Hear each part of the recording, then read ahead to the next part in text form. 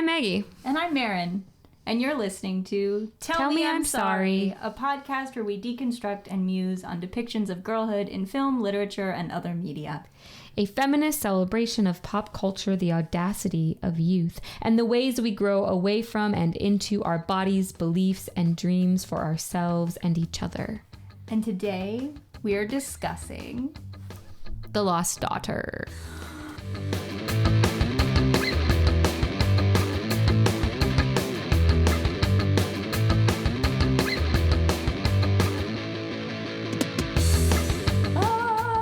Oh, God. I loved it. I'm not a singer. Maggie's a singer. I'm not a singer. I liked it. But that's me praising Maggie Gyllenhaal, who directed this movie in her directorial debut. But as many of you probably know, Maggie Gyllenhaal for a long time has acted in a lot of films. Some of her acting credits include Donnie Darko, which she made with her brother Jake, Secretary, Stranger Than Fiction, The Dark Knight, Crazy Heart, and The Kindergarten Teacher.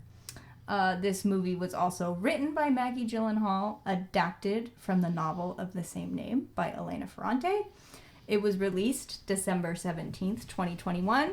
And as for poster tagline, I can't find one because I think this movie is too good for that.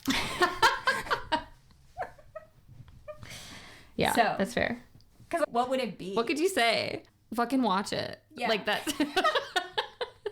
No, that shouldn't be the tagline, but no. And Maggie, if I were to Google this movie, it wouldn't tell me what the tagline is, but Google would provide me with a synopsis, which would be what? A college professor confronts her unsettling past after meeting a woman and her young daughter while on vacation in Italy. Her obsession with the woman and her daughter prompts memories of her early motherhood. Wait. You have a quizzical brow. I think that they're supposed to be in Greece in the film. You're right. The novel is set all in Italy. And the novel was originally written in Italian. And Maggie Gyllenhaal changed the location to Greece. Wow. Google, see? Shows how sharp my skills are. I literally was the person who copy and pasted that, and I didn't even notice. Well, because if you're thinking about the novel...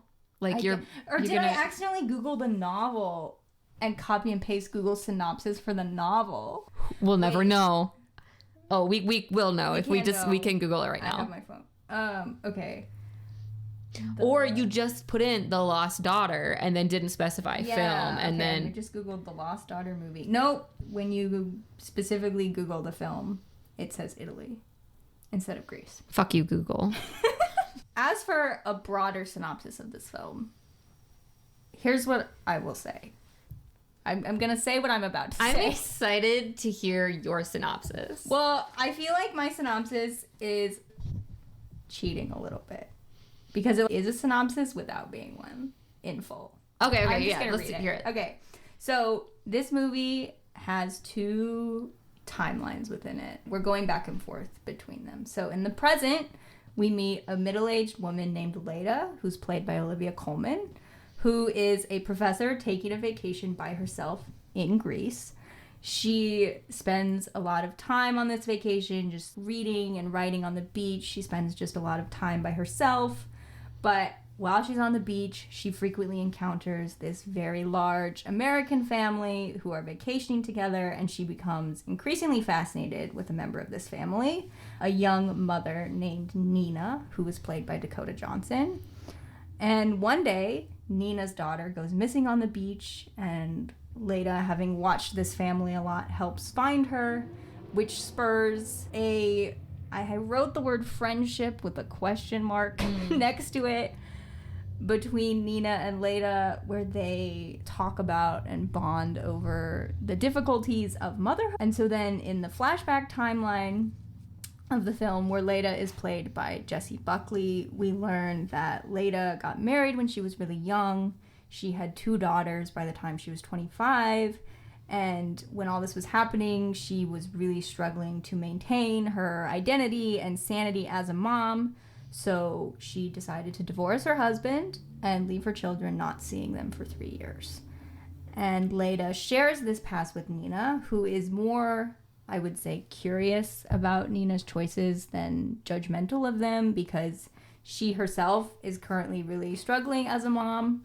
Specifically, Nina's daughter, who's named Elena, is wreaking havoc on their vacation because her favorite doll has disappeared. And this young child, is really struggling to cope with the disappearance of this doll. And we eventually learn, for reasons which are up to interpretation, I think, that Leda is the one who has taken this doll. And that her preoccupation with Nina and the doll is related to her past experiences as a mother. And I'm not going to say much more than that. Because, one, this movie lacks a standard plot resolution. So I feel like detailing it beat by beat feels kind of beside the point. And two, it's just, more than anything, this movie is the best version of, I think, what a character study can be. So I imagine that sort of angle is what's going to take up a lot of our conversation. But if you haven't seen this movie yet, you should really watch it. So I'm also trying to build up intrigue by being you can listen to this conversation if you haven't watched the movie yet, but you should really watch this movie because it's so good. Mm-hmm. So it's time for origin stories. Origin stories. And then a sound of music. Yeah. Some kind of music, maybe. Know. I don't know. Origin story. There you go. My origin story for this movie is not that dramatic. I watched it when it first came out. It was streaming on Netflix, and I had heard a lot about it, and I had heard good things, and I really liked the actresses who are in it. Maggie Gyllenhaal is a great actress. This is really exciting that she's directing and writing a movie. I had not read the book the first time I watched this movie, and it was up for a couple Oscars, and I am one of those souls who is afflicted by Oscar disease in that I enjoy watching the movies that are up for awards and then having opinions on them and whatnot, which coincidentally the Oscars just happened this weekend. Didn't even know. I know nothing. Good for you. I was camped on the couch for 5 hours because I was watching the red carpet footage beforehand, and then the ceremony is 3.5 hours long, and Ace was like, I don't care. I used to enjoy those things. I'm sure not to the degree that you do, because I know you really love those things. Yeah. And it feels too dystopian for me now. And that isn't a critique on your joy that you get from it by any means. Oh. I watch shitty reality TV from the 90s, okay? Find your joy where you can find it, but... I think the reason I'm able to bear it is that the only awards show I watch is the Oscars. There's a number of awards shows leading up to the Oscars where the same crop of people are nominated over and over. I don't watch any of those. Okay. I mean, I obviously see who wins, so by the time the Oscars come, you can usually predict who's going to win. And I don't engage with any social media punditry about it, because there's some people where it is their whole life to be on the Oscars subreddit, and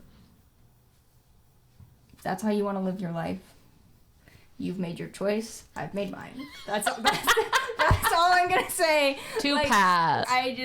It's a show about rich people giving each other awards and congratulating each other. But sometimes they also do honor great art. So it's, Anyways, this movie was up for, I believe, 3 Oscars the year that it was nominated. It did not win any of them. But it's still a great movie. I watched it, and I remember being really, really impressed by it, being really, really absorbed with it, and also kind of having this feeling of, I don't ever want to watch this again.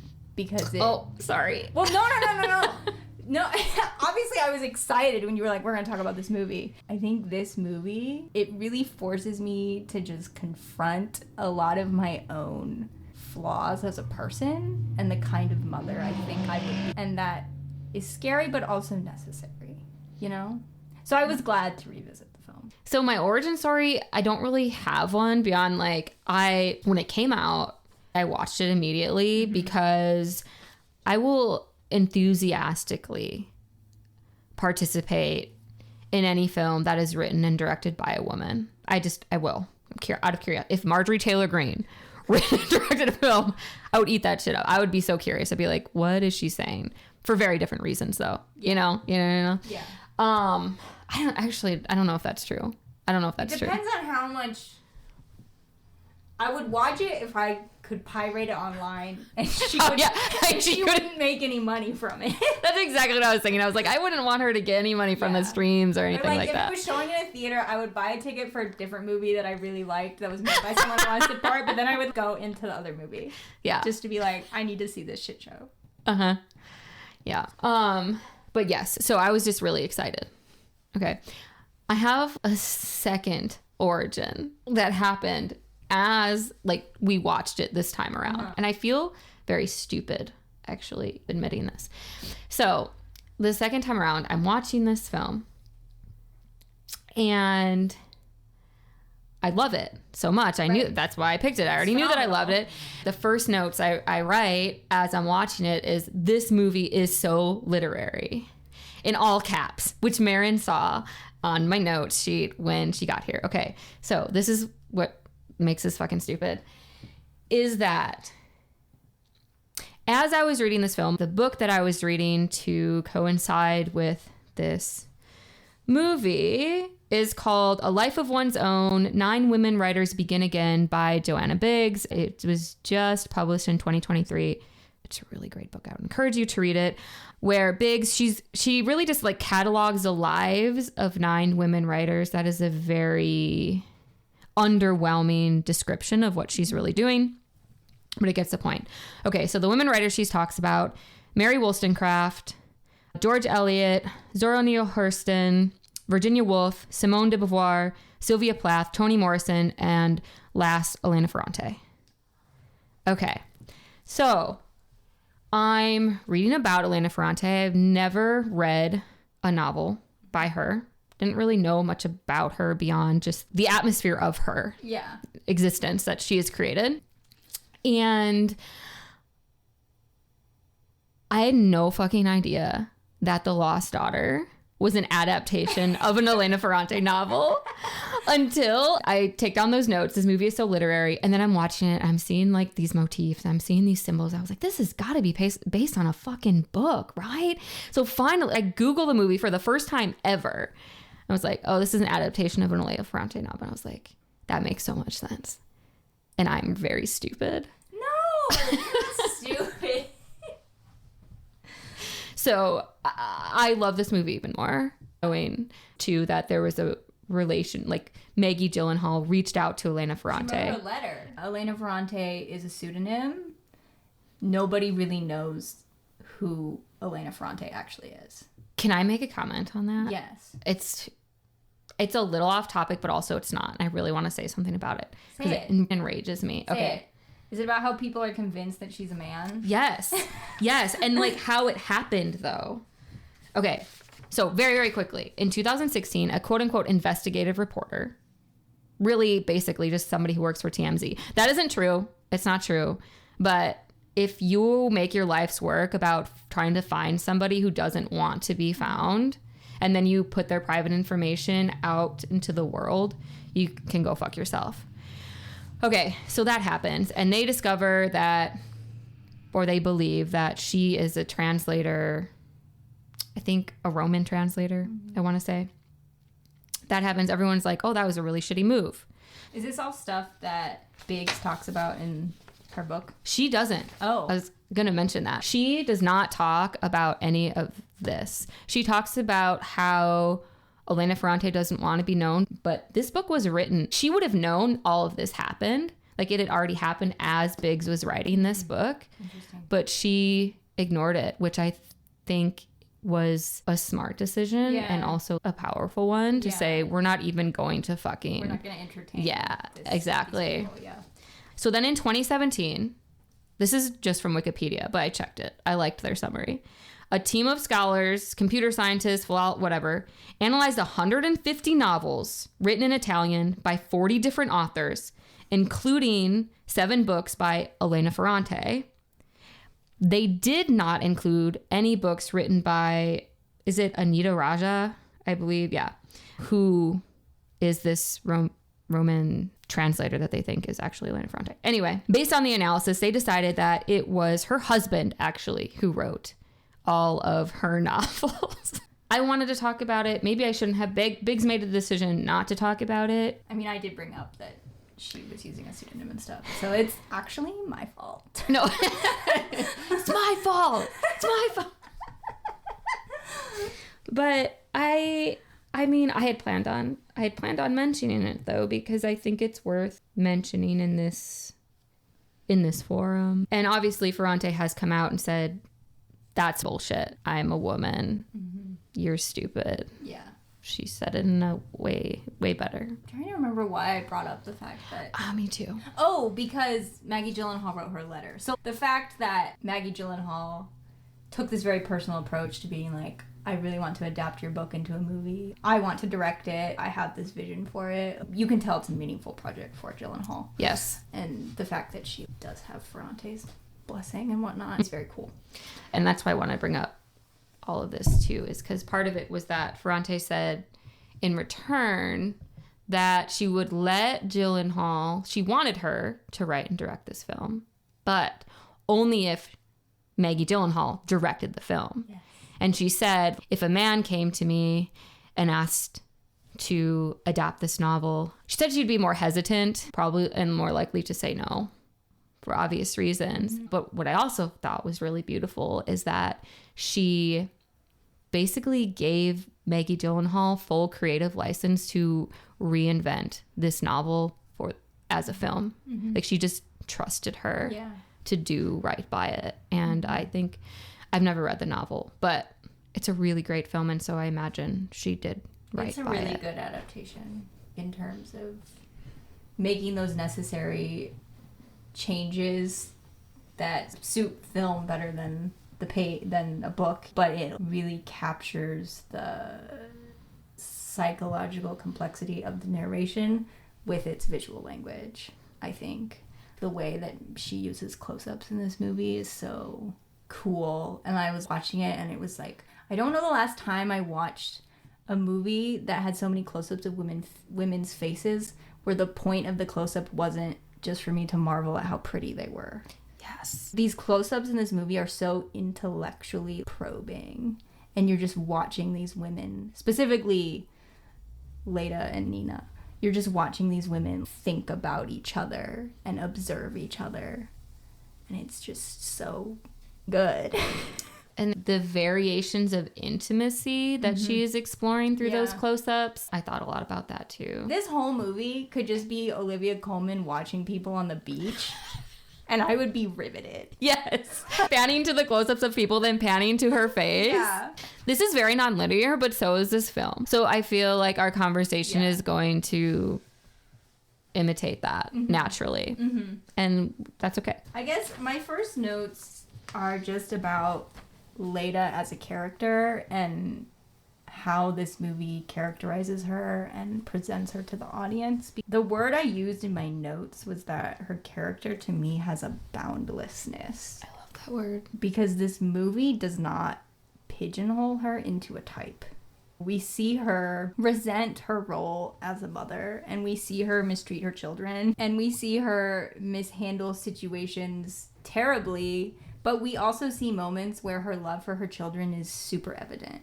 A lot of the flashback scenes of her when she was really young with her young kids involve her being frustrated and unfulfilled, but there's also a few that just show her laughing and thriving with her children. Mm-hmm. So while this movie is exploring the impossible difficulties of motherhood, it's acknowledging that while those exist, it's a spectrum. And so when it comes to Leda, we aren't nudged into judging her, I think. But the movie does, I would say, attempt to make us uncomfortable at times. And it encourages us to sit with that discomfort and examine it and almost identify with it. Or at least I do. The scene that I'm thinking of is when Nina's family appears at the beach for the first time, which happens early in the film. So at this point, Leda has just been enjoying the quiet outdoors. She is reading and writing, and the little beach boy, I don't know what you would call him. He's a waiter. I shouldn't call him a beach boy. He's a young man who's a waiter. He's waiting on her and asking her if she needs anything, and she's enjoying that. And it feels evident that she's not used to men offering to do these things for her. And then this family comes to the beach, and there are so many people in this family. It's like this extended family taking a trip together. And they get to the beach and they are so loud. They're so loud. And Leda wears her displeasure at their arrival so openly on her face. And on one level, her annoyance is so relatable, especially to someone like myself who needs a lot of alone time and quiet time, maybe more than the average person does. And so sometimes when loud people show up places, even though it's a public venue, I can't deal with it. But at the same time, I also find myself repelled by her when she displays such displeasure so openly, because it's like, lady, this is a public beach. I don't know what you expected. Wear headphones if the noise bothers you. It's Greece. I'm sure there's another beach somewhere that you could go to. But she stays at this beach even though this loud family shows up and she thinks they're obnoxious. And eventually she becomes entranced by Nina's interactions with Nina's daughter. And as she watches Nina, we see her soften and become emotional, and you can tell that she's sad. And at that point, we haven't even seen any of the flashback stuff yet. And so within that one scene, we are privy to so many prisms of Leda's personality, the way she thrives in the quiet, but also how easily she can express disdain towards others, and how that disdain can eventually transmute into this tenderness. And it's all conveyed through her face. And so the movie's dedication to staying in this multi-prism mode of her character throughout the entire thing, I think it's really risky, I think it's really smart, and I think it's really thrilling. And that's why I could watch Olivia Colman, as like difficult as this character is that she's portraying. I'm like, I could watch this woman's entire life if it was Olivia Colman portraying her. I'm so excited. I have so much to say. Please. Two things. Again, I can't remember if I said this, but the way that I've organized my responses to this film is through the lens of each of these writers that Joanna Biggs has talked about. So, off the top of my head, Zora Neale Hurston, and then Mary Wollstonecraft. But there's a boundlessness to it. Naturally. That's the word of the episode. Yes, boundlessness. It's such a good word. I'm glad that you've utilized it. Thank you. In terms of the way that Olivia Colman's character is responding to people, how blunt she is and how assured she is in her responses. That made me think of this Zora Neale Hurston quote that Joanna Biggs uses to talk about the changes that women experience as they move through different phases of their life, which is, there are years that ask questions and years that answer. There are years that ask questions and years that answer. And so in applying this quote to the film, I feel like Leda has her answers. She has her answers about the way that in which her life is unfolded and the decisions that she's made. She knows what those answers are. Right. But it doesn't mean other people have stopped asking her questions. I love how she is so assured in the way that she responds to people. Even thinking about, there's this scene where Lyle, who is he's like maintenance, but the caretaker. She's rented this house to stay in, and he's the caretaker of the house. And she's eating dinner alone. Oh my God. And he approaches. So uncomfortable. And is trying to talk to her in a flirtatious way. Yeah. We get the sense it's flirtatious. And she just looks at him and says something along the lines of, "Can I finish my dinner now?" And he's like, "Oh, okay." And so there are moments like that. Or when Nina's character, she takes on this secret lover. He works at like the beach. That's the young man who approaches Leda and asks if she wants her chair moved. He comes to her and asks if they can use her apartment for their affair. And like, "Oh, would you mind?" And Leda's like, "Yeah, I do mind, actually." And so there are all these moments where she has a fucking answer for everything. Even when Nina finds out that Leda is the one who took the doll and didn't give it back, knowing that it was causing Nina and her daughter Elena and the whole family all this strife because Elena, this little girl, is so upset. Nina gets really upset and stabs Leda with a hat pin that Leda had given her earlier in the film. But just prior to that, Nina asks her why. Why did you take the doll? And at first, Leda says, I don't know. But then she says, I'm an unnatural mother. I love that moment. I love that line. I feel like that line is going to make sense to so many people.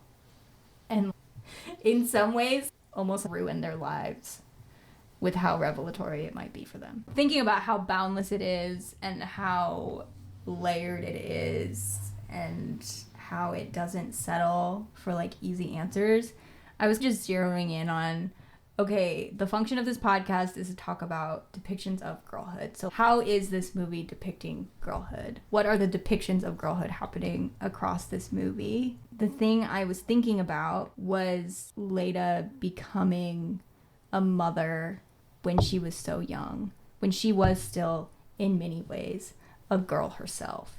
And I feel like that's a pretty obvious read of this movie, but I love that Zora Neale Hurston quote, some years ask questions and some years give answers, and then Leda's ability to give that answer, I am an unnatural mother.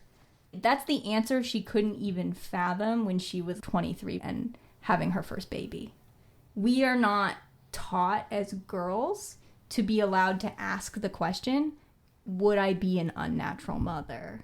We're not allowed to investigate that possibility within ourselves and seriously consider it before we decide to have children. Mm-hmm. I want to add to that too, the questions that come from her answer of I'm an unnatural mother. Who is a natural mother, right? There are some women who really take to mothering. Sure, there are people who really take to parenting in general. But I also want to point out, even if you are somebody who loves parenting, who like takes to it in this way, it's never fucking easy, but takes to it maybe easier than others might. You may feel unnatural to parenting when your child is a certain age versus when they are another age too. So at some point in time, I think that even the most comfortable parents feel like an unnatural mother of some sort. I think something this movie is investigating is this problem of when you idolize parenthood and treat it as something that is inevitable for everyone, something that will just come naturally to you if you just do it. When you do that, you ultimately are devaluing what parenting is. And then everyone gets hurt. Adults get hurt, kids get hurt. When you treat it, parenthood as this inevitable thing, you are ignoring what a serious job it is. And we don't ever see Leda's life before she was a mom. We don't ever see her in those flashbacks wrestle with the notion of, do I want kids? Do I not want kids? We don't see her and her husband talking about it, which I think is the film's way of conversing with this motherhood is inevitable myth. And I like that presentation of it is implicit because the myth is simply the air we breathe. Just like the myth that once you become a parent, it'll just come naturally to you. Right. We just don't interrogate that, I don't think. But this movie does. This book does. And I also just had the thought, like, if you're an unnatural mother, I feel like I was in some ways an unnatural child, which I don't necessarily want to go down that road. Whatever that means, though, what does it mean to just naturally be something that your culture has created for you, you're supposed to fit inside of? I know that's not the like deepest sort of, but if you can say something like I'm an unnatural mother, you should be able to say I'm an unnatural child. And we would scoff at that, right? To say, how are you an unnatural child? You just are. And same goes for motherhood.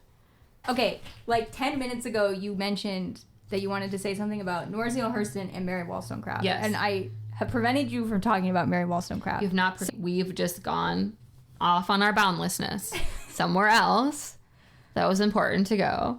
Okay, so Biggs talks about questions that she has had, that she was asking herself as she moved through writing the book that she wrote, because it's called A Life of One's Own, 9 women writers begin again, but there are actually only 8 writers she talks about, and then she inserts her own life into and around the lives of these other women. So she is the 9th writer, which I think is very smart. I love that. When she's talking about Mary Wollstonecraft, she talks about how when women write for themselves, we tend to question these things that Biggs brings up. Like, is this selfish? Is it selfish to just write about myself for myself? And then we come to ask ourselves, how can I ensure that this is not selfish? How can I move to writing beyond myself? And this is a paraphrasing of Biggs' words, at least the sense that I get from the questions she's asking.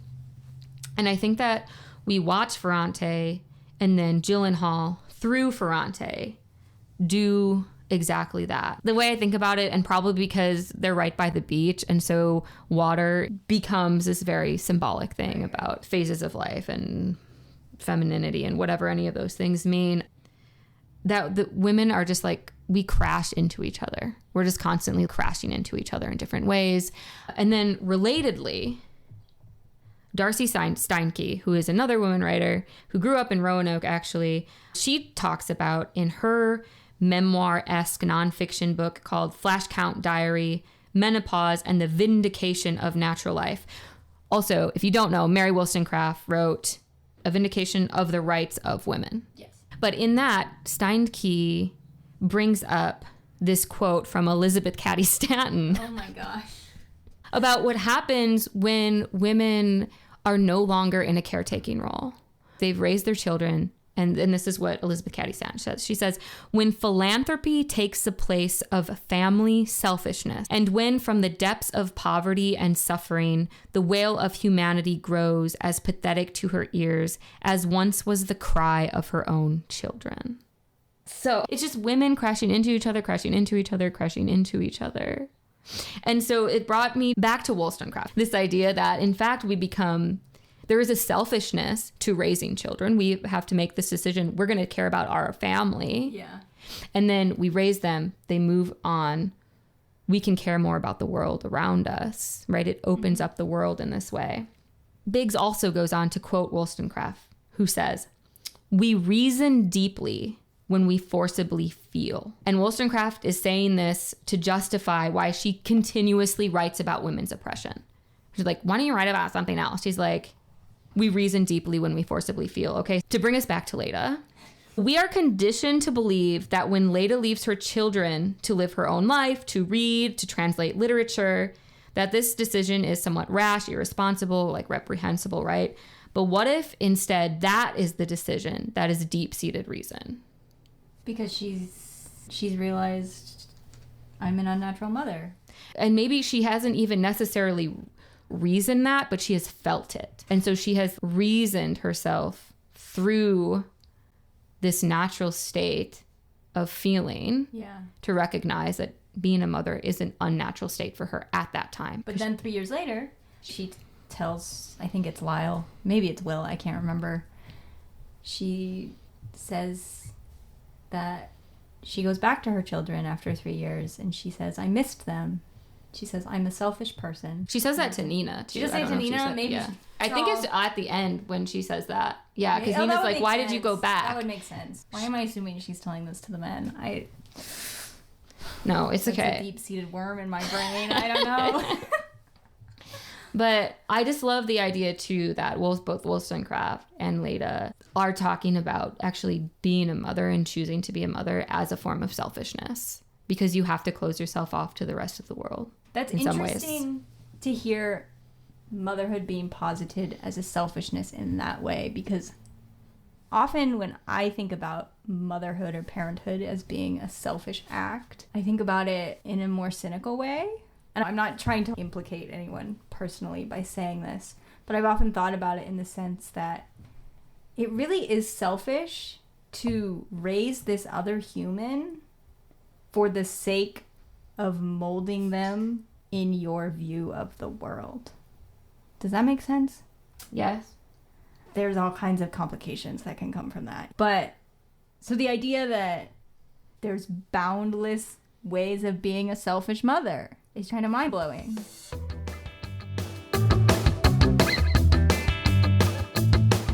was listening to you talk, I'm seeing connections happening.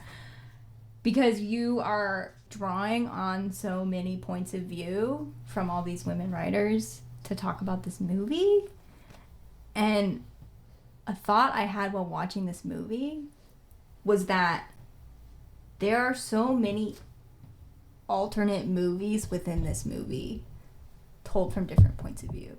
And I don't say that as a criticism. I'm not saying that the point of view this movie is being told from is wrong. I don't think the point of view is misguided or wasted, but this movie is so thorny that it invites the possibility of many points of view. Because right now we're sitting with Leda and her journey as being a really young mother and how that experience was overwhelming and how she needed to leave it and come back and how that period of her life is still haunting her 20 years later. We could also get a movie told from the point of view of her two daughters. That would be really fascinating and heartbreaking and complicated, of what it was like to be these two young girls whose mom left before they could understand why, and they didn't see her for 3 years. Or like I think about in one of the flashback scenes, one of the daughters, she cuts her finger trying to peel some fruit. And the reason she's trying to peel the fruit herself is because Leda has this trick where she tries to peel the fruit all in one piece so it looks like a snake. And so the daughter is screaming and crying, and Leda rushes in the kitchen and she's like, "What's wrong?" And the little girl, her name is Bianca, she's like, "I was trying to peel the orange like a snake, like you." And she just keeps holding her finger to her mom. And she's crying and she's like, "Mom, please kiss it. Please kiss it." And Leda is so stressed and upset that she doesn't kiss it. Because we're in her point of view, we can understand how hurtful she is being, but we also understand her frustration. And I understand why she is withholding that tenderness, even if I don't necessarily agree with her choice to do so. But that you can totally reimagine that scene being told from the point of view of that child, remembering that moment and what that rejection felt like, and how that rejection has probably haunted her into her adult life. Right. Or you could tell this movie from Nina's point of view of what it's like to meet this older woman who did this thing that most women don't do, which is leave their children for 3 years. And then to add another layer on top of this, I was thinking about this anecdote from my childhood, which I have always thought of just from my point of view, because it was a story that's often framed as being about me, which is that when I was a kid, I was obsessed with the movie Toy Story. Have I told you this story? I don't think so. Okay. I was obsessed with the movie Toy Story. We had it on VHS. And I guess when I was like 3 or whatever, I would watch it multiple times a week. And I watched that VHS tape of Toy Story so much that it wore out and broke. Nice. And so I couldn't watch Toy Story anymore. The way my mom tells it is that I was just an absolute terror. I could not cope with the fact that I could not watch Woody and Buzz go to Pizza Planet and everything. And my mom always tells it as, she's like, it was a miracle, because in the late 90s, distribution of media was different. It was a lot harder to get your hands on the VHS tape to buy than it is now to get a DVD, although I guess DVDs are going out of style because Best Buy doesn't sell them anymore. But, you know, things were not streaming, etc. And my mom was like, thankfully, when this happened, Toy Story 2 was getting released in theaters. As a result of that, Pixar was really upping distribution of the original Toy Story in stores to try to get people to buy it as well as a way of promoting the second one. She was able to buy a new VHS tape of Toy Story, and peace was restored in our home. And it's always been told as this funny thing that, like, Marin was so obsessed with Toy Story, she couldn't handle not being able to watch it, because it is funny to know that, and I don't remember any of this, okay? But it is funny to know that a factor of my personality has always been perpetually rewatching movies. That's kind of comforting to know that. But then I was watching this movie again, meaning The Lost Daughter, and I was thinking about this the boundlessness of possible POVs. And then for the first time ever in my life, I thought about that Toy Story anecdote from the point of view of my mother. And now I just feel like the biggest asshole. Because I don't even remember it, so I can't even say how I was feeling, but it was like, you know, I didn't know any better, and you know how kids are, they're very attached to routine, so suddenly my Toy Story routine was fucked up. But it just has altered my universe a little bit. To be like, why hadn't I thought about that story from my mom's point of view ever? And this movie prompted that, so. I mean, I have my own Toy Story anecdote. I think that we all do. As a child, you don't have emotional regulation. Right. Especially if there's something happening in your life. Right. My Toy Story story is that when I was like, I don't know, 7 or 8, we were in Michigan celebrating with my mom's family, and my little sister was gifted a Barney stuffed animal. Okay. I don't really give a shit about Barney. I was too old for Barney by then. But somebody made the comment that I didn't get the Barney stuffed animal because they thought I was too old and I had grown out of stuffed animals. And this fucking sent me into a spiral, an existential spiraling of, why are you acting like I'm a grown up? I'm a kid. I freaked out so much that on the drive back from Michigan to Illinois, my parents stopped at a Toys R Us and bought a Barney stuffed animal because I wouldn't calm down.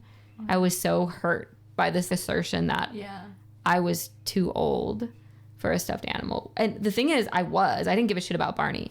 And obviously I wasn't able to articulate that at the time, but that's what was happening. So this situation that Nina is experiencing with Elena freaking, I mean, it's very real. It's exhausting. Children, they're not going to let go. No. This is the thing. This is the thing that they need. They have no emotional regulation. They haven't learned that, and this is their world. Oh, there is one thing I wanted to say. This is actually not the thing that I was going to say. What always gets me about this film, each time I've watched it, is why Leda even admits that she took the doll. She could have just said she found it. I know. The whole time. She could have just said that she found it. I know. But we do get the sense that there's something somewhat sinister in that decision, especially even in the decision to tell her, actually, I took it. It is confessional, especially when she says, I'm an unnatural mother. She is emotional. She's on the verge of crying, if not fully crying. You want to know how much that haunts me? I literally, last night, had a dream about this movie, except my dream changed the scene. So, Leda produces the doll, and Nina's like, oh my god, you found her? And takes the doll, and they embrace, and are like, oh my god, I'm so glad you... My brain literally remanufactured a happy ending to this movie last night, because I was thinking about it in preparation for this episode. In an alternate universe.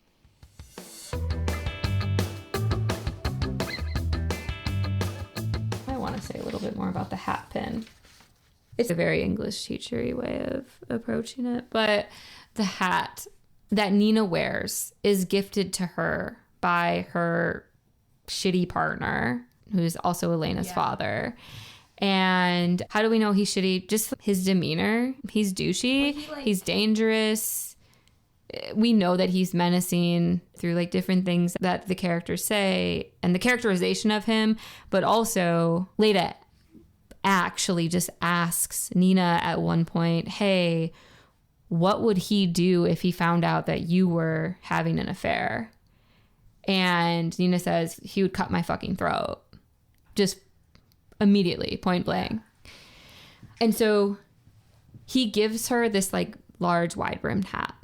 And the relationship between Nina and Leda really starts, I mean, it starts before this because Leda's observing her and we get the sense that Nina's also observing Leda.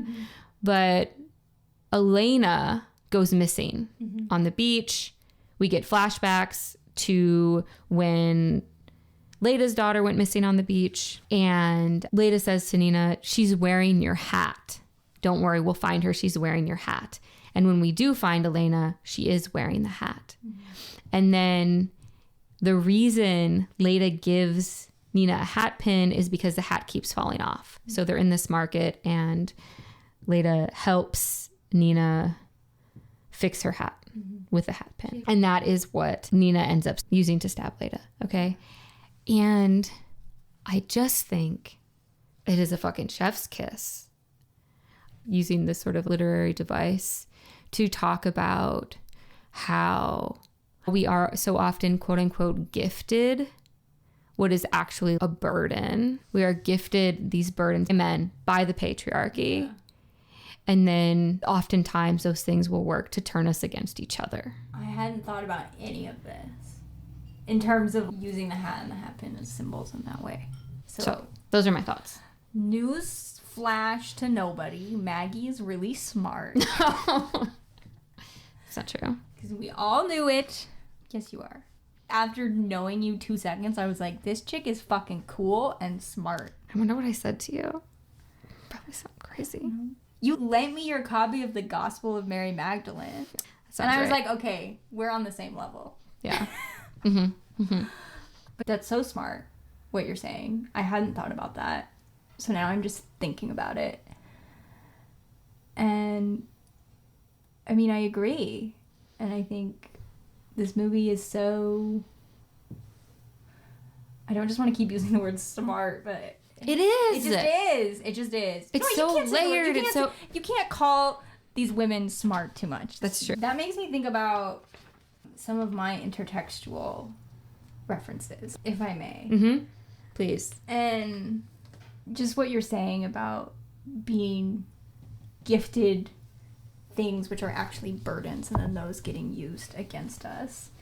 I was thinking a lot about how, I guess, I'm thinking about it specifically within the U.S. because that's where I have lived my whole life.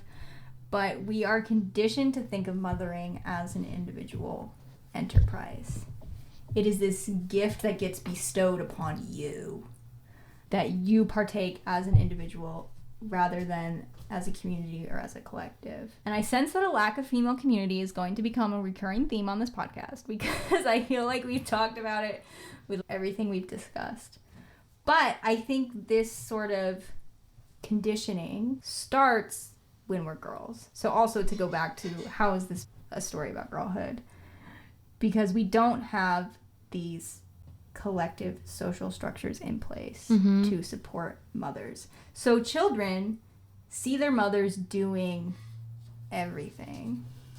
And we think that's normal because that's what's being modeled. And then these children themselves potentially become mothers and start taking on everything. And they realize this doesn't feel normal. And so I think this movie is charting that recognition in both the young Leda character and the Nina character. And so this problem of individualism makes me think about two texts specifically, which they're both literary historical texts. The first one is called Transforming Girls, the work of 19th-century adolescence by Julie Pfeiffer, who I referenced in our Nancy Drew episode, who we happen to know. She's so smart and amazing. Hi, Julie. I miss being in your classes. But this book that she wrote, it focuses specifically on the history of what's called the Bachfisch novel, which is this often forgotten genre of the novel for girls from the late 1800s. And one of the chapters in Pfeiffer's book charts the ways in which these novels do present mothering as a collective project. And so what that often looks like in these novels is that the main protagonist, who is a girl on the brink of adolescence, she's often one of many kids, or she's part of a family that is really struggling financially, and her parents recognize that this daughter is not receiving the nurturing she deserves while she's in this kind of adolescent in-between state. So the family makes a decision for their daughter to temporarily live in another household, usually one run by a single financially independent woman who doesn't have children of her own. And this transition becomes part of the girl's journey, meaning she deals with homesickness and the anxiety of being somewhere new, but she also learns the power of being embraced in this communal way. And I think Pfeiffer puts it really well when she says this: just as the Bachfish story accepts that adolescent girlhood is a messy work in progress, it acknowledges mothers cannot be all things to all people. Rather than criticizing mothers for not being able to provide everything their daughters need, these novels suggest mothering is a shared enterprise. And so these were books written in the 1800s, so a very, very long time ago. Mm-hmm. And I just was thinking about this book, and then I was like, imagine how different Leda's life and her daughters' lives might have been if she had access to some kind of mothering community. And I don't say that to absolve Leda of mistakes she made or cruelty she imposes on people, but to acknowledge that our individual choices are always made within a social and historical context. Mm-hmm. And so this most recent watch of the film, it just really made me think about, like truly seriously think about and consider what responsibilities I might have in the future to friends or relatives who have children if I continue to be a childless woman, and how it can be my duty to serve as, Pfeiffer calls them other mothers, to these other women that I will know, you know? And the other book that I thought about while rewatching this movie was... Wait, I'm sorry. You can't just pass that really beautiful thing that you just said. I'm sorry, I'm just excited. Okay, to be acknowledged. That's all. This idea that just because you are not a mother yourself does not mean you don't have a responsibility to children, to the children in your community and in the fucking world. Right, because I do like kids. When I do spend time with kids, I am often amazed by their curiosity and their openness and how hilarious they are and how complicated they are. I just don't want it to be my 24/7 job to take care of them. Fair. Because you see responses to this movie where people are just like, this is a great advertisement for birth control. And I'm like, you are missing the point. Like, there are so many points, too. Like, and that isn't one it's okay to not want kids. And this is something I've had to overcome with myself, is like, you're allowed to not want kids, but also still like kids. People, I think sometimes, especially women, feel like they have to overcorrect and be like, I fucking hate kids. So people will get off their back about having them. That is not the way we should be behaving or talking about children. Can I comment on that? Yeah. Okay, so Toni Morrison is where this is going. Okay. I'm jumping to Toni Morrison here. It's really not a jump. It's a fucking walk. Yeah. She's here. One, Toni Morrison has written about how when she was writing, she would just write around the vomit. Her children are there. They would literally puke on the page. You just have to write around the vomit. Okay, so this idea that if you are a mother and a writer, you are both, always. Yeah. But then in conversation with what you said, but broadening it out, this idea of the collective and your responsibility as an other mother. Mm-hmm. So in response to an author, I'm assuming white author, I'm not sure, saying that she didn't feel qualified to critique the work of Black women. And that is in the words of Biggs as she's writing about this. Toni Morrison says, I think that's dishonest scholarship. I may be wrong, but I think so. And I took the trouble to tell her that. I feel perfectly qualified to discuss Emily Dickinson, anybody for that matter, because I assume what Jane Austen and all those people have to say has something to do with life and being human in the world. And so in connection to what you were saying, even if you don't go as far to say as you are in some ways responsible for caring for other people's children, you are certainly responsible for recognizing and being a part of the conversation. Insofar as what kind of world do children deserve to live in. Right. So that is the connection that I thought of as your... Which that connects wonderfully to the other book I want to talk about, which is Women, Race, and Class by Angela Davis. Because she was writing about the future. She was writing about history, and when we're talking about history, we're also talking about the future. You know how it goes. which this book was first published in 1981. So what I'm about to say is proof of how far we have not come. But she has a chapter in the book discussing the need for what she calls universal and subsidized childcare, which are still, that is still phrasing that we are using today in 2024. Meaning all mothers can have access to free or low-cost childcare regardless of socioeconomic status. And as we know, the U.S. government is literally still fighting about the validity of this social need 40 years later. And when Davis was talking about this need in the 80s, she talked about its necessity not only because it will help families, it will help women especially, but because the universal and socialized component eliminates the emphasis on profit margins. And so again, there are just so many relationships that can be drawn between this film, the novel that this film is based on, and multiple eras of history. It's not even a leap for me to make this connection between this movie, which is set in our current day, and these novels from almost 200 years ago. So the fact that those connections can be made so easily is both dispiriting but also galvanizing, I think, because it really forces me to confront, like, what is the future I want for people? What is the future I want for children, even if they are not my children?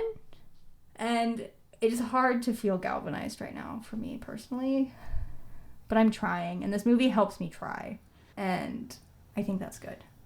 Can I talk about this idea of profit margins? No, and like you absolutely cannot. How it is profitable for the fucking patriarchy to not provide these things in so many ways, not just literally, but also it inhibits, sometimes prohibits women from being able to make the same financial gains, obviously, as men. I think that, okay, I'm going to try and make this connection. It's connecting in my brain. When Joanna Biggs was studying at Oxford, she was really discouraged from contextualizing texts in terms of the writer, right? So it's about the histories of those books and what other texts are they in conversation with. But as far as the personal of who's writing it, you're supposed to ignore that. I think that's still true in literary circles, and many of them anyway. Joanna Biggs is probably my age, so it's not as if she's writing from this super historical point of view. But this patriarchal approach to theory and analysis, this idea that we need to remove the human from the research, as if our studies are not shaped by the lives that we lived, it hides the work of living. And that is what the patriarchy moves to do by not offering socialized and collective community fucking care for women and children, is to hide the work of the living of those bodies, is to say, well, you can just take care of them, right? It's not our responsibility, when in fact it is. And also it's a lot of fucking work. You brought up earlier the flashback where we see Leda lose one of her daughters at the beach. She has 2 young daughters, and she had them 2 years apart, so they're very close in age. I remember just breaking down crying watching that scene, because we just see her realize that one of her daughters is missing. She has this other young daughter with her who she is holding because she doesn't want to lose her other kid, and she's pacing around the beach screaming her daughter's name while holding a melting ice cream cone in her hand, and the camera has a close-up of the ice cream cone and the liquid dripping down her hand. And I was like, that's just like the worst feeling ever, aside from your kid maybe having just drowned in the ocean.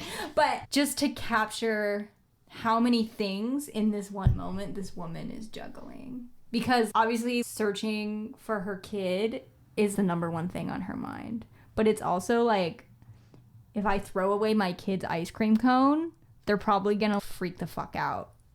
So I have to stand here and hold this ice cream cone while I'm holding my other kid and searching for my kid. And it just made me so emotional because it was just such a unfiltered look at how much work it is to be a mom.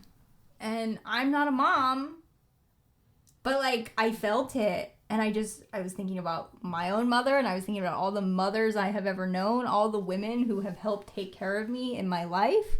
And it just changes you. And also thinking about that in tandem with the scene where Nina loses Elena, and Leda finds Elena, brings her back to Nina, and things are settled. And Nina says to Leda, in reference to when Elena couldn't be found, she says, I thought I was going to die. And Leda's like, I know, like she knows that feeling. And so as you're telling, I'm like, yeah, she feels like dying. She thinks she's going to die because she thinks her child has died. I'm talking about Leda in this moment. And she still considers the fucking ice cream cone. It's so much weight to carry all the time. What a fucking miracle. What a fucking miracle women are. And humans in general.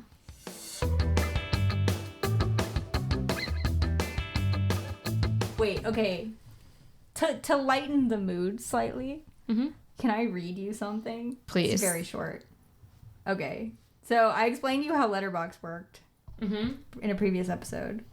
And I found this review that just made me laugh so hard that I just need to share it. Please. I guess context for this review. In the flashbacks, Leda goes to this conference and she begins having an affair with a professor she meets there. And the professor in this movie is played by Peter Sarsgaard, who is Maggie Gyllenhaal's real life husband.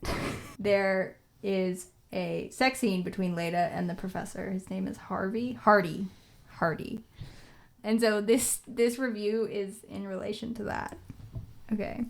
Maggie Gyllenhaal big-brained when she had Jessie Buckley unbutton Peter Sarsgaard's shirt as if she were undoing a bra and then lick his nipple. The ultimate feminism and win for male tit lovers everywhere. Stream The Lost Daughter December 31st on Netflix. That is fucking amazing. I read interviews with Maggie Gyllenhaal where she talked about how cool it was to direct her husband in a movie. And I think that's awesome that he wanted to be a part of it. But envisioning Maggie Gyllenhaal direct Jessie Buckley, be like, okay, you're going to unbutton his shirt and then you're going to lick his nipple. And that's her husband. That's hot. To have that kind of marriage where you can do that. Also, okay, I looked at my notes as you're talking about this because I knew I was like, oh, I took some notes on this scene. And I mentioned the intimacy of it. It's one of the close-ups that we get too. Yeah. This variation of intimacy that we get literally very close up. I didn't really take any notes on it. It was just more like, cool. But also they were on the stairs. Yeah, that was wild. And I was like, okay, that's fine. But if you've ever had sex on the stairs, I don't know. It's just not really for me. Any kind of sexiness on the stairs. If you try to lay back or maneuver, there's just a stair and then there's a stair and then there's a stair. You know what I mean? It's not flat. Okay. So that's what I was thinking. So the scene's still very hot. I was just thinking about having sex on the actual stairs. And she made it look hot. And so I'm like, maybe I should try it again. That's another avenue this movie goes in is pro stair sex. But he was kind of hot. He was hot. About it. I really love Peter Sarsgaard as an actor. Have you ever seen An Education with Carey Mulligan? I don't know. He plays the worst man ever in that movie. But he's so good. And every time he shows up in something, he just makes it better. He was in the miniseries adaptation of Dopesick, which I don't know if you watched that. I have. He played one of the really kind, good Appalachian lawyers who sued the Sacklers. Anyways, I had a note though about Leda's infatuation with Hardy and her desire for him. I feel like it showcases what I was saying earlier about how young she is. Because I can think of myself being at a certain age and having fallen for a guy exactly like that because he was smart and older and worldly and would tell me that I was smart and help fashion me into his intellectual prize. And there was a certain point in my life when I would have been at a younger age where I would have really wanted that, I think. Yes, to all of those things. And to take it back to the actual shots, when we first are introduced to him, this character, he is talking about Leda. Right. Very, I don't know, it was effusively, just talking about her genius. And he's talking about how she has anticipated this scholarly research of another academic. But when we first meet him, we get flashes to them having sex, although they have not yet had sex. Yeah. And that is where I was like, this is actually very relatable. When I was young, totally been sexually attracted to the intellect of different professors. And this still happens to me to this day, where you're like, this is so sexy, what you're saying. Like, not sexually sexy, but also sexually sexy. It's this very confusing experience that I think anyone who has spent any amount of time in academia can relate to. Yeah. And I thought that the way that Maggie Gyllenhaal represented that was, again, smart. Yeah. To quote that Letterboxd user, she big-brained it. she big-brained this whole movie. She really fucking did. Oh. Whew. Okay. Single-handedly brought stair sex back, you know. I don't know that it was ever out of style, but anyway. What does this movie make you want to tell your younger self? Something Joanna Biggs talks about. We didn't get through all the writers she mentions, but one of them is Sylvia Plath. And Sylvia Plath has this moment after Ted Hughes cheats on her, leaves her for this other lover. She kind of, she was ill, obviously. But she has this point in time where she is living her life without him. And she's writing in her journal about how she feels. And Joanna Biggs talks about this too, because she experienced a divorce. So if you meet someone when you're quite young and you stay in that relationship for a period of time, whether or not you raise children with them, I did. Joanna Biggs did not. Sylvia Plath did. And Biggs doesn't say this. Plath doesn't say this, but this is me speaking, taking into account their experiences, though, that there is almost this pause in time where you get stuck. You kind of get stuck at the age you were when you began that relationship. So for me, that was at 17 years old. And I don't talk about it. I don't talk about that part of it that much, that part of my experience, probably because I don't even like to think about it. There's so much cringiness that happens. So this relationship starts when I'm 17. By the time I leave, I'm about to turn 27. And in so many ways, though, like how I understand the world is through the eyes of who I was when I was 17 years old. Because in my experience, like I was infantilized. I just didn't know how to act or speak as my own person because so much of my life was catered to him. And what I would tell myself now as well is that that's okay. Because what happens when you leave this relationship that you were stuck in that had to be your entire world, in some ways because culturally that was expected of you, in other ways, for me personally, there was danger involved if I considered other options that didn't include him, that it is okay to leave that relationship and reclaim for a period of time the girlhood that you lost, that you didn't get to have or live into fully because of what was taken from you. So that's what I would tell myself at 26. I would tell her, it's okay that you don't know what the fuck you want or who you are or what you need, or that you're making these mistakes and acting in ways that a fucking 17-year-old would, because you have the opportunity to live that and it was taken from you and you can take it back. That's what I would say. Whenever we do this, you always say these very just poignant and thoughtful things. And I can't ever come up with the right words to respond to properly honor what you just said. That'll do. That works, honestly. Because I always feel like I'm just rambling and have said something incoherent. No, that was very beautifully stated. And rambling and incoherence can also be beautiful. Yes. That's true. That's true. Boundlessness. It's a boundlessness. We're so post-MFA-ing in this episode. Okay, what does this movie make me want to tell my younger self? I have been trying to synthesize these disparate thoughts about Maggie Gyllenhaal for 2 weeks now, and I haven't fully done it yet. So this is going to be me attempting one more time to do it. I have been thinking a lot about the fact that this film is Maggie Gyllenhaal's directorial debut. She made this movie when she was in her early 40s. Based on interviews I read, this project, like we talked about earlier, it started with her. It was her idea to adapt the novel and direct the film. I don't know what kind of directing aspirations she had before this movie, if there were projects that fell through or what, but watching this movie, Gyllenhaal's directing and screenwriting prowess is so evident. The vision is there. This is a movie that has a perspective. She is getting powerhouse performances out of this all-star cast. She is accomplishing something so magnificent on all levels. That I watched this movie and I have this thought of like, you mean we could have been getting Maggie Gyllenhaal directed movies all this time and we're just now getting them?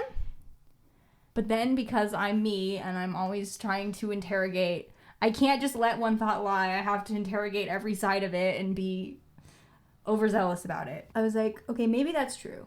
We have been cheated out of Maggie Gyllenhaal directed projects for a decade. But also there's something so exciting about the fact that she has spent 20 years as an actress just being on film sets. She grew up in a film family. Her dad is a director, her mom is a screenwriter, so she has been on movie sets her whole life, I assume. Just observing and learning and working with directors who have proven themselves to be less talented than her. But she was still acting in those movies and learning something. And just taking that time to ruminate in her craft and wait until she felt so sure of the vision that she wanted to accomplish, that she did it.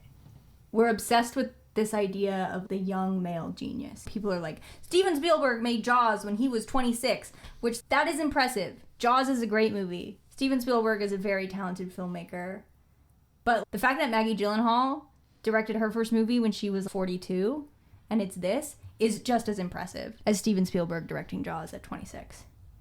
There's always uncertainty in life, but assuredness is also possible. Mm-hmm. And I feel like this movie is an encapsulation of her assuredness. And so I would tell my younger self, who has wanted to be a writer for as long as she could remember, I would tell her that it is possible to be an assured artist, and that however long it takes to get there is however long it takes to get there. Because definitely when I was a kid, I was obsessed with the notion of being the person who published a novel at 21. And then I learned I didn't even want to write novels. And now I'm 25 and I'm still working on essays that I started 4 years ago because they're not as assured as I want them to be yet. So that's what I would tell her. Assuredness takes time, and it takes however long it needs to take. I literally started welling up. I fucking love that so much. Assuredness. Yeah. And that's something that Leda has. Yeah. And that makes other people uncomfortable. And she recognizes that, but she can't change the fact that these are the years of her life where she has the answers, and she's going to give them to people. Thank you, Maggie, for listening as I untangled that was wonderful. Thank you. And thank you, everybody out there, for listening. We would love it if you subscribed to the show on your podcast listening platform of choice.